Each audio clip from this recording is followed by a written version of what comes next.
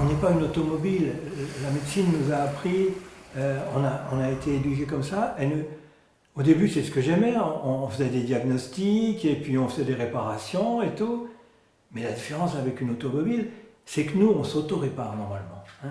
Et donc voilà, faire appel à l'auto-réparation et pas à la réparation, venir avec des a priori, des choses qu'on a apprises et qui sont peut-être justes, mais peut-être pas. Qu'est-ce que le corps sait faire d'abord? Voyons voir ce qu'il peut faire. J'étais kiné et j'ai eu mon diplôme en 67 et très vite j'étais insatisfait de la façon dont ce qu'on m'avait raconté sur la gymnastique orthopédique, sur la gymnastique correctrice, tout ça. Je trouvais que j'étais pas satisfait de ce qu'on m'avait dit, je pensais que ça valait pas grand-chose. Et donc j'ai cherché quelqu'un qui avait travaillé ça intelligemment et j'ai trouvé en personne de Mademoiselle Mézières. Donc j'ai trouvé chez Mézières quelqu'un qui avait travaillé avec beaucoup d'acuité, d'intelligence, la gymnastique, et je suis allé apprendre sa méthode. Et donc j'ai vu que c'était très efficace, qu'elle avait très très bien observé.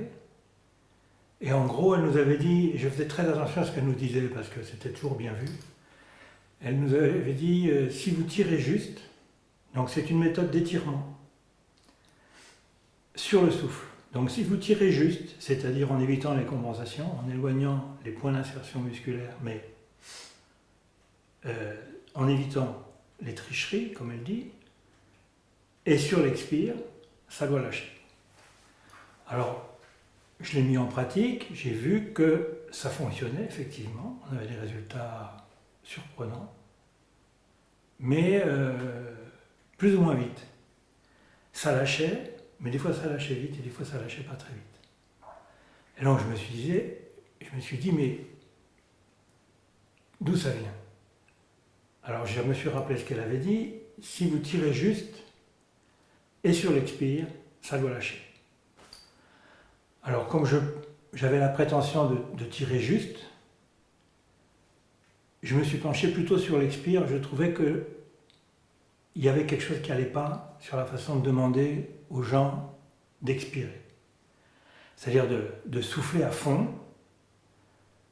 parce que là, donc je me suis penché sur le souffle. Et c'est comme ça que ça a commencé. Et je me suis aperçu que la plupart du temps, on ne respire pas à fond. On inspire, on souffle un peu, on inspire, on souffle un peu, et on ne va pas à fond. Et donc, là, en observant, j'ai vu d'abord une première erreur. La première erreur, c'est que quand on demande aux gens de souffler à fond, ils poussent avec les abdominaux, et ça, c'est pas de l'expire. C'est de la gymnastique, mais c'est pas de l'expire, parce que l'expire, c'est juste un relâchement. Il n'y a pas de muscle expirateur. C'est juste des muscles inspirateurs qui se relâchent en soufflant. Et donc, je leur demandais d'inspirer, de souffler à fond jusqu'où ils pouvaient plus, mais après, quand ils ne pouvaient plus, d'arrêter là. Parce que la plupart du temps, les gens, pour masquer ça, on continue et on souffle avec les abdominaux, on tire. On masque le fait que le diaphragme ne veut plus se relâcher. Et curieusement, quand on arrivait à lâcher un peu l'expire, quand l'expire gagnait dans sa course, que l'expire devenait, au départ, il est court, puis on l'accompagne jusqu'au blocage, et puis on sent le blocage, et puis on revient, on va jusqu'au blocage, au bout de 2-3 fois, paf, le blocage fond, et on tombe sur un blocage en dessous. Et on respire à nouveau jusqu'au blocage, et petit à petit, comme ça, de séance en séance, on éliminait beaucoup de blocages, et curieusement, les raisons pour lesquelles les gens étaient venus, ils ne l'avaient plus. C'était des gens qui avaient des maladies chroniques, souvent des problèmes de dos, qu'on en a souvent en Mézières, c'est-à-dire des lombalgies, des problèmes de dos chroniques. Et là, ça fondait, j'avais même pas posturé, j'avais simplement travaillé sur le souffle. Sur la respiration, le souffle. Et les gens n'avaient plus de problème. Ils revenaient la fois d'après, aux deux séances après, ils revenaient, ça y est, j'ai plus de problème. Alors c'était assez étonnant, j'avais rien fait.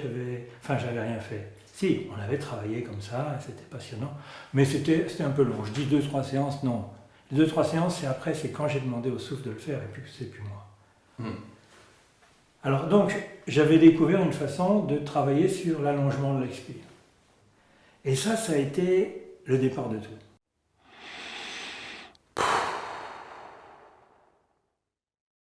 Hein? C'est-à-dire qu'en fait, quand j'ai commencé, j'ai posé la main comme je fais d'habitude, je regardais comment ils respiraient, je leur demandais rien, j'observais leur respiration, j'accompagnais leur souffle, je voyais les blocages, je voyais que les blocages fondaient, et puis je voyais qu'on arrivait dans des zones de confort tout à fait surprenantes dans lesquelles j'étais incapable de les amener. Un espèce d'expire d'une grande fluidité, d'une grande, comment dire, un plaisir de respirer que j'étais incapable d'induire. Donc, quand je laissais faire le souffle pour voir ce qu'il allait faire, quand je lui demandais rien du tout, il faisait beaucoup mieux que ce que je pouvais faire. Il faisait beaucoup plus vite et beaucoup mieux ce que j'avais découvert avant. Je travaillais sur le lâchage de l'expire, il lâchait, il me montrait les blocages, il faisait lâcher les blocages. En 2 séances, c'était cuit, quoi. Je veux dire, il n'y avait plus rien à faire. Et j'avais rien fait. J'avais fait que d'observer. Je me disais, je vais observer, puis après, je vais travailler dans ce sens-là. Mais non, il avait tout fait. Donc très vite, j'ai vu que quand on laissait faire le souffle, en l'accompagnant, sans rien lui demander, il faisait des merveilles. Mais il fallait apprendre à ne rien induire, à ne rien attendre. Donc je savais que ça, c'était un cadeau.